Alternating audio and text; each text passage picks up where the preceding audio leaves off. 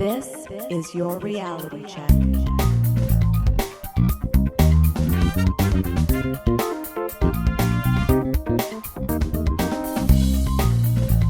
Hi everyone and welcome to The Reality Check, the Canadian show that explores a wide range of controversies and curiosities using science and critical thinking. I'm your host Darren McKee, and with me, as usual, are Adam Gardner. What's up, Cuboids? Christina Roach. Hey everyone. And producer Pat. Hi guys. We have a great show for you today. Adam's going to talk about that little old thing that took out the dinosaurs, the KT Boundary event. But first, Christina, tell me, when I'm eating dark chocolate, am I munching on some toxic metals? So this story definitely caught my attention because dark chocolate is one of my go-tos when I crave something sweet. The article was featured in Tina's newsletter, aka Truth in Advertising, with the ominous title, Toxic Heavy Metals in Dark Chocolate. When consumed in moderation, of course, like anything else, dark chocolate has been promoted as a healthier alternative to other sweet treats, mainly because of its low sugar content and high levels of antioxidants and flavonoids. Cocoa is rich in plant chemicals called flavonols that have been studied to have potential health benefits. Cacao is composed of two primary elements, cocoa solids and cocoa butter, which are derived from the cacao bean and used to make chocolate. Dark chocolate contains 50 to 90% cocoa solids and has 2 to 3 times more flavanol-rich cocoa solids than milk chocolate, hence its rise in popularity. I admittedly reach for dark chocolate over milk chocolate with this in mind. A 2019 overview published in the International Journal of Environmental Research and Public Health reported that any 70% dark chocolate or higher contains antioxidants, fiber, potassium, calcium, copper, magnesium. I draw the line at 70%. Do either of you eat dark chocolate? Pat doesn't eat dark chocolate. I prefer milk chocolate because I really like sugar. Of course you do. Fatty stuff. I like things that are bad for me. In truth, so do I. Yeah. So I'm also tend to be more of a milk chocolate fan. Sometimes there's a rich dark chocolate, which is creamier. Yes. But in defense of the sugar issue, I think it depends. And someone might have heard me mention this many years ago in the podcast. When I was in Belgium at the Chocolate Museum, there was a higher percentage of sugar in dark chocolate than milk chocolate. Really? Yes, which is conventional wisdom here. Yeah, no kidding. So it depends. Yeah. Okay, so a little bit of history. You know me, I always like to give a little bit of backstory. Chocolate goes back over 4,000 years. The Mayans and Aztecs, who consider chocolate a precious and sacred food, are said to be the first to cultivate the cacao tree and created bitter, spicy beverages used in religious ceremonies and also medicinal purposes. Did they smoke it? There was a joke on The Simpsons that they used to smoke it, and it was mostly tobacco. I think it was just a joke. I didn't come across that at all, Adam. I think that was just made up for The Simpsons. Who knows? That would be an interesting thing to look up after this. Mm-hmm. Spanish conquistadors brought chocolate to Europe in the 16th century, where it gained popularity as a luxury item among the wealthy. And over time, chocolate production and consumption spread around the world and into my mouth. Okay, so what is this big controversy concerning toxic metals? Is there a dark side to dark chocolate? Or is this an over-exaggeration that makes for a great clickbait headline? Well, the report has galvanized a few class action attorneys who have filed a couple dozen class action lawsuits alleging Hershey's, Lindt, Godiva, and others failed to disclose that their dark chocolate contains toxic heavy metals. Okay, so let's dig into this. I linked to the original Consumer Report article and also their test methodology in the show notes. But in a nutshell, their scientists measured the amount of heavy metals in 28 dark chocolate bars and found several brands to contain potentially harmful levels of lead and cadmium. Or what did you say, Darren, earlier, off mic, so to speak? Cadbur. I can't remember. Anyways, it was funny. What was it like? Some Cadbury's cadmium? Something like that? Yeah. What you don't want on Easter is the cadmium Yeah. Easter egg. Lead and cadmium are known to cause various health problems, including kidney damage, cognitive impairment, and developmental delays in children. Now, the World Health Organization has identified both as priority pollutants due to their potential health risks. So here's an excerpt from CR's test methodology paper. The purpose of this study was to determine the levels of arsenic, cadmium, lead, and mercury in 28 well-known models, 21 brands, of dark chocolate bars and to assess any associated health risks. We tested 2 to 3 samples with at least 2 distinct lot codes of each model. The samples were masked, blind-coded to preserve their identities, and shipped overnight to an independent accredited laboratory for analysis. At the lab, sample preparation or homogenization was performed in fume hoods known to be free from trace metals contamination. Sorry for the long description on this, but I feel it's important just to lay out how it was, how this investigation was done. Well, we might have fume heads right in otherwise. Right. Ew. Water sample containers and other materials used for the analysis were monitored for contamination, were appropriate to account for any biases in sample results, yada, yada, yada. Okay, so for 28 of the bars tested, they identified that eating just an ounce a day would put an adult over a level that public health authorities say may be harmful for at least one of those heavy metals. That seems like a lot of chocolate every day, though. True. Like an ounce is how many grams? It's Well, if you're curious, 1 ounce of chocolate is actually about 1 square. Okay. That's not a lot of chocolate. It's not a lot of chocolate, but over time, Adam's kind of onto something, but we'll get there. 5 of the bars have above those levels for both cadmium and lead. So what are these levels, you may ask? Well, an ounce of chocolate violates California's maximum allowable dose levels. I didn't even get it at an O. Substances in this chocolate bar are known to the state of California to cause cancer and birth defects. Okay. Yes, the MADL for lead or cadmium, which are 0.5 micrograms and 4.1 micrograms per day. In case you missed it, MADL, maximum allowable dose levels. Now, it is worth noting that California's limitations set by Proposition 65 are some of the most stringent in the U.S. The FDA recommendations for daily lead intake is 2.2 micrograms for children and 8.8 micrograms for women of childbearing age. Darren, you covered arsenic levels in California wine years back. Wasn't there a similar? Yeah.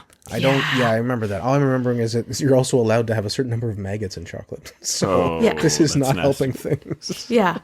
I also covered Prop 65 more generally after I took a trip to California, saw those signs everywhere. So it's pretty interesting to see that. In packages, if you buy something that's packaged in California, it still has it. I have some coffee at home that has the I same feel logo. like after hearing that segment of yours that everything had a label on it that said it was dangerous. It was like buildings and menus. They just had it everywhere. It was just like they just have to put it everywhere. Yeah. Okay, so why are these toxic metals present in dark chocolate to begin with? Something the industry, by the way, has known for a while. It could be due to contamination in the soil where the beans are grown. Both lead and cadmium are naturally occurring metals. In the case of cadmium, cacao plants take it in from the soil, and the metal accumulates as the tree grows. With lead, they find it gets into cacao after beans are harvested and typically found on the outer shell of the bean and not in the bean. But although lead levels were low soon after these beans were picked and removed from their pods, lead levels increased as the beans dried in the sun over a number of days, accumulating lead-filled dust. Sneaky. Tunde Akinle, the CR food safety researcher who led the testing, says, even if you aren't a frequent consumer of chocolate, lead and cadmium can still be a concern. It can be found in many other foods, such as sweet potatoes, spinach, and carrots, and small amounts from multiple sources can add up to dangerous levels. That's why it's important to limit exposure when you can. Now, he goes on to say you don't have to swear off chocolate, adding that even though most of the bars in their test had concerning levels of either lead, cadmium, or both, 5 were relatively low.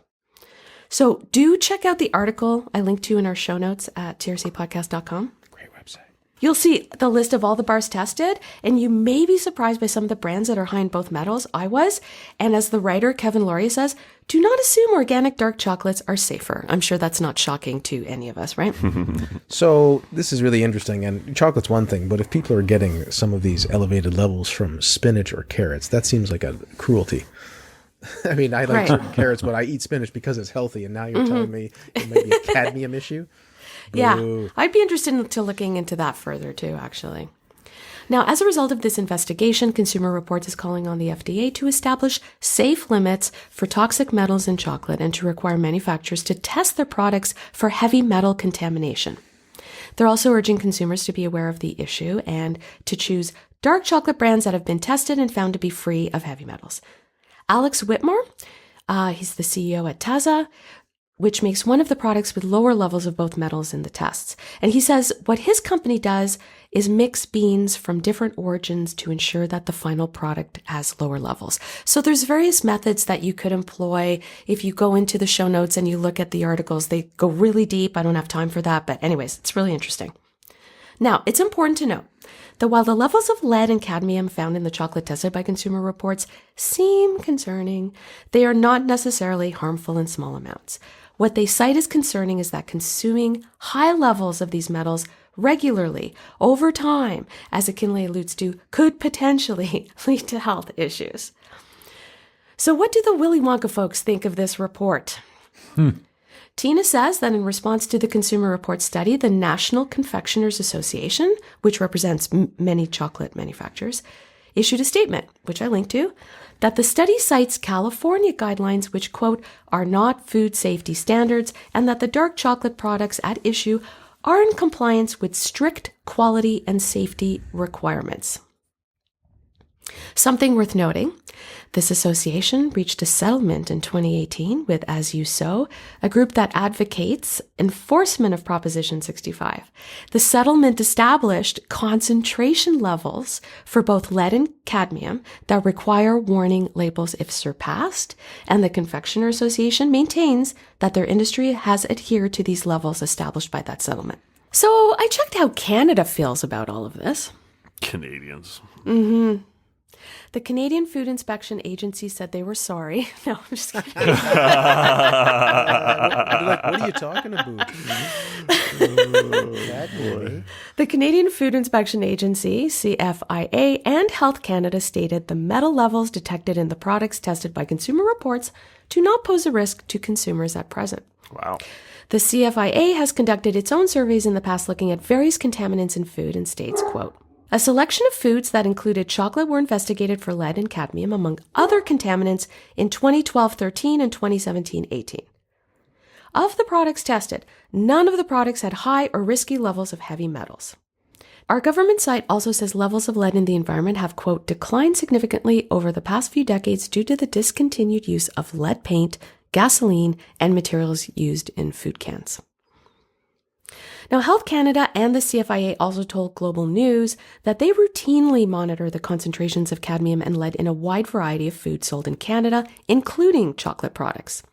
The agency said Health Canada has conducted, quote, scientific assessments of cadmium and lead from all foods, which show that chocolate contributes less than 5% to overall dietary exposures of these trace elements, and that consumption of chocolate by the Canadian population does not represent a health concern. So in conclusion, while this CR investigation highlights a concerning issue in the chocolate industry, there's no need to give up your chocolate fix entirely. But they maintain consumers should be aware of the potential risks associated with brands that have what's deemed to be high levels of lead and cadmium. All this to say, checkers, it's really important to read beyond the headlines. There's always going to be specific foods that are potentially worse for certain people that are at risk for certain things, certain health conditions and things like that. It's always important to pay attention to a lot of little things like this. Right?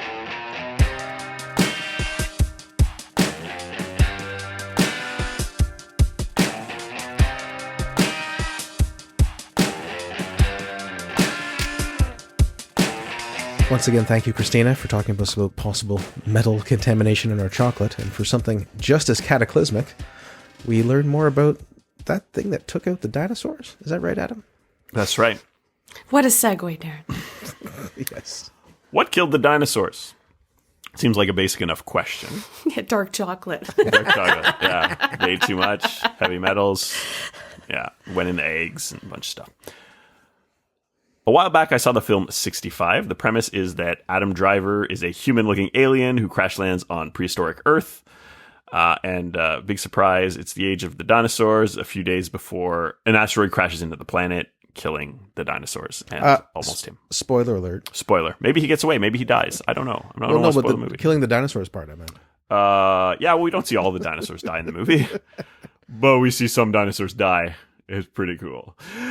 So my first thought was, why isn't this movie called 66? And then I figured, why not dig into this event, see when it really occurred, what happened, how we know when it happened, the alternate hypothesis and things like that.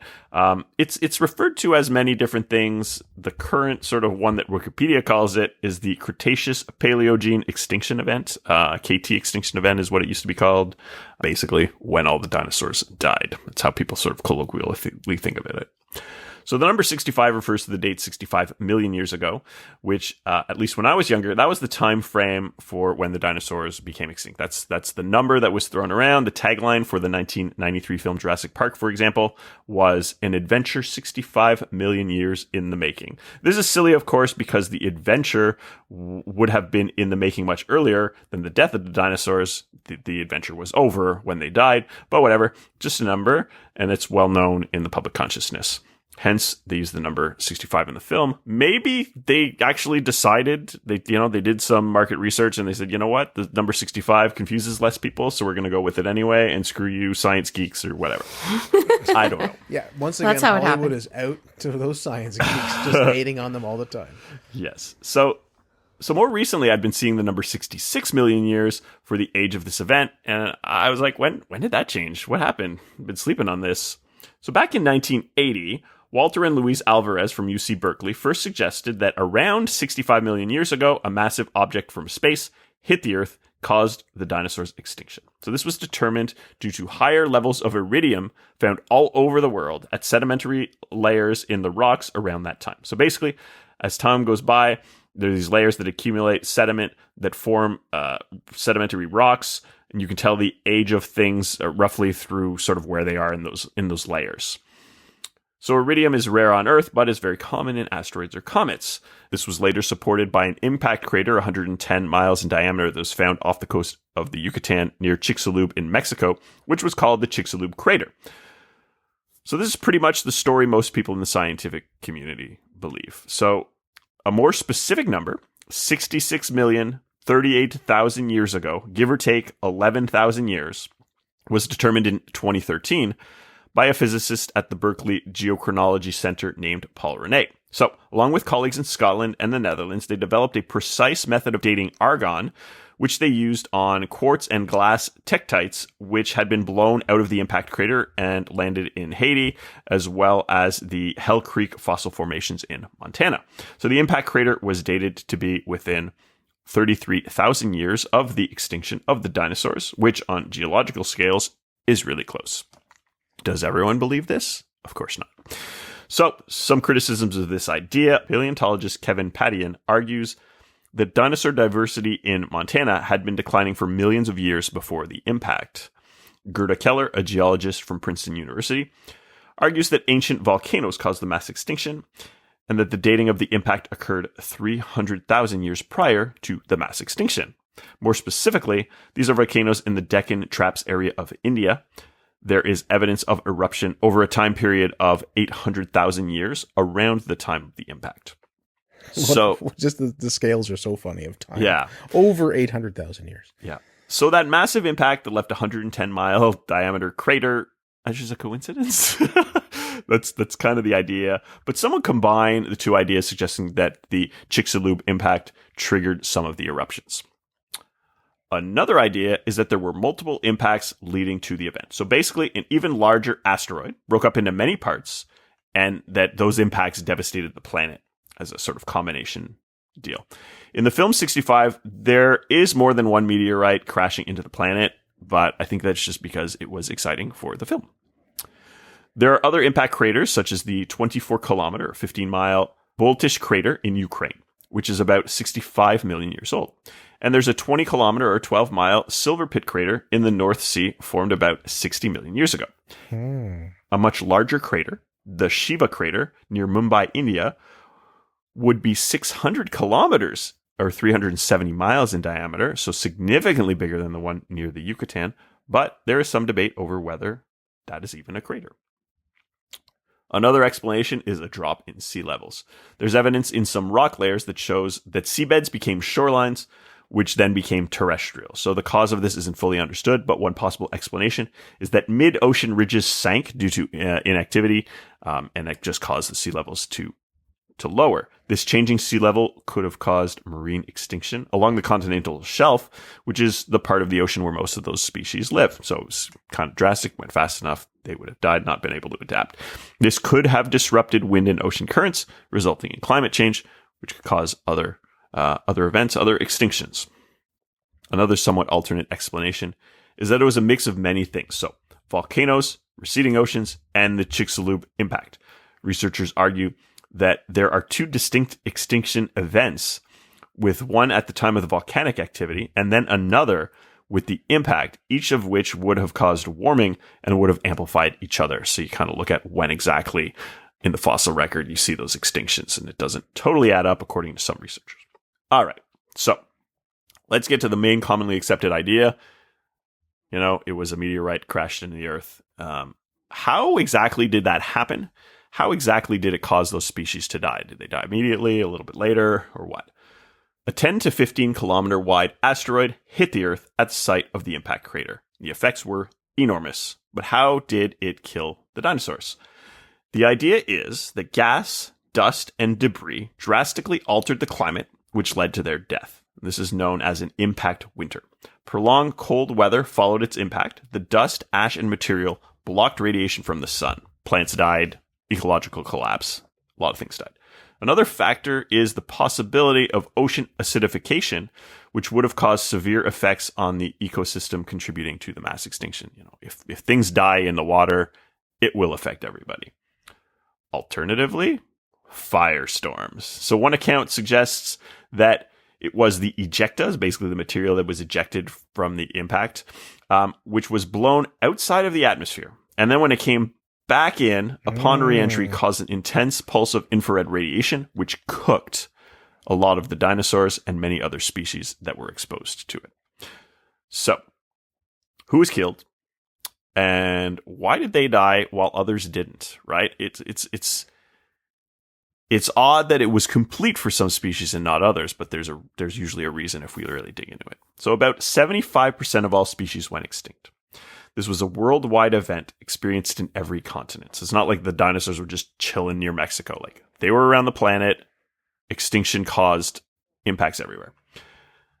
Evidently, dinosaurs went extinct. That's the one we kind of know about. More specifically, what they refer to as non-avian dinosaurs went extinct. The avian dinosaurs basically are birds. So some of those did not go extinct. Some did, but some didn't, because there are still birds around. Since the event killed pretty much all of the plants, the plant eaters pretty much all went extinct. Okay? So omnivores fared decently, but strict herbivores and strict carnivores, they pretty much all went extinct. So mammals and birds could feed on insects, worms, snails, and detritus, which is dead plant and animal matter.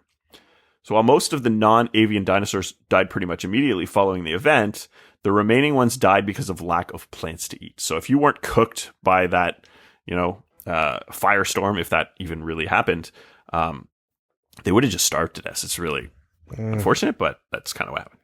So in the oceans, most things that lived in shallow waters went extinct, while species living deeper in the ocean and were able to survive by eating detritus had a higher chance of survival. Some of those survived. The shallower ones, less of a chance.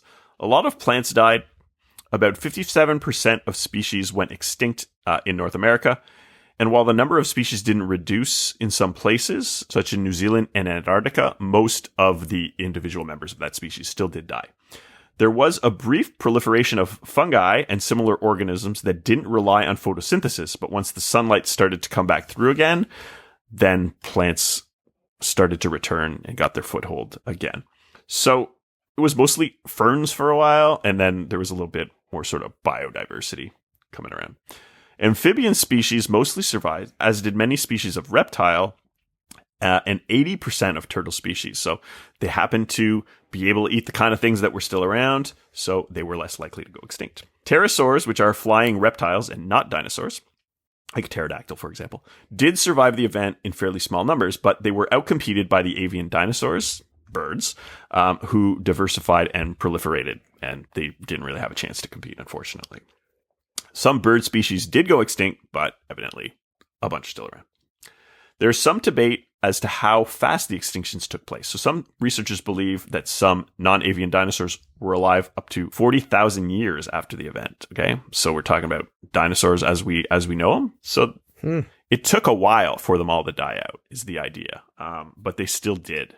So this idea that like every dinosaur that was alive when the impact happened died is not necessarily what happened. It still takes a while for these things to happen.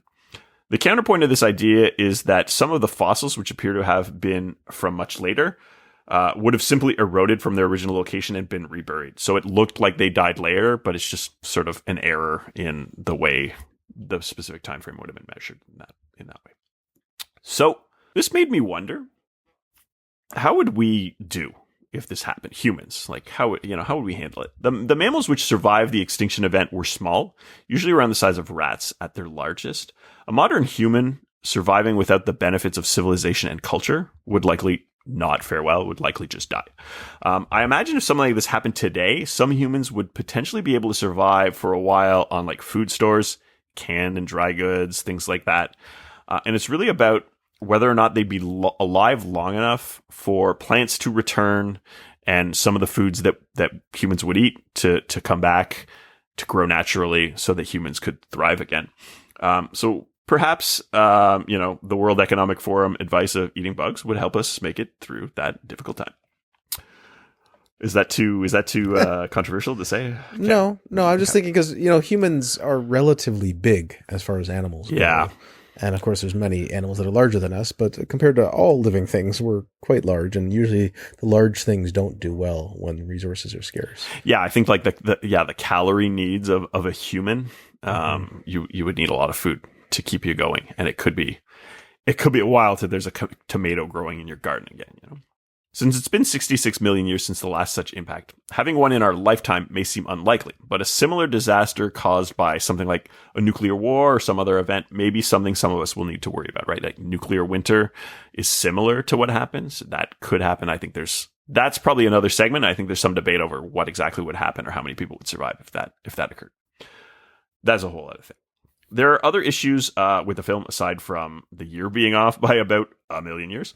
There's the obvious question of why someone who looks pretty much human is around on an alien planet millions of years ago. The heart of the segment. Yes, Adam. Yeah. The dinosaurs were also very weird. So two of the species look like dinosaurs, which we usually see upright, like a T-Rex with the little arms.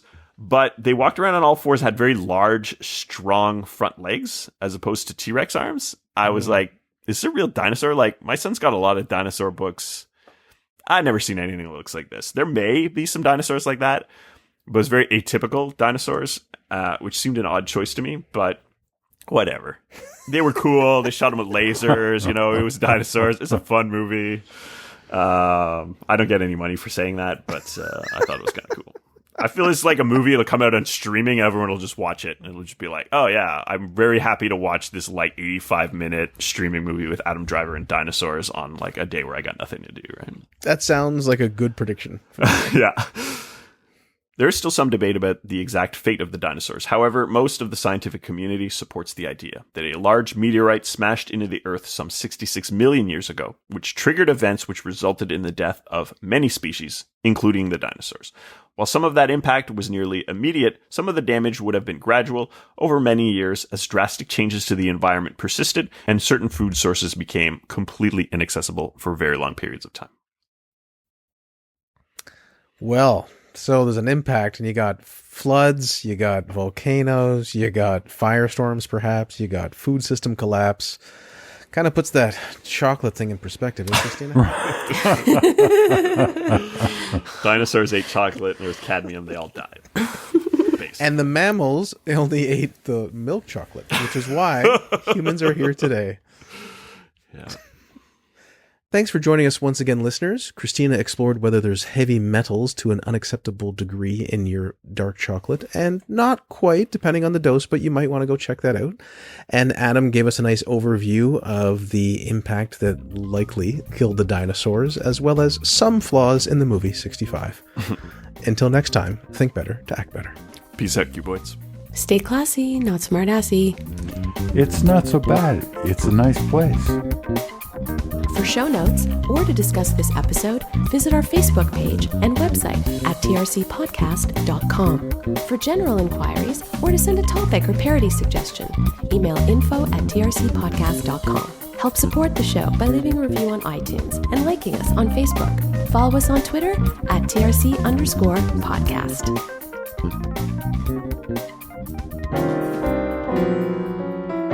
Oh, thanks. Paleontologist Kevin Padian argues that dinosaur diversity in Montana had been declining for millions of years. Sorry. Has been declining. Dinosaurs Lately still going extinct. Got some fucking problems. All right. I'll get to that again.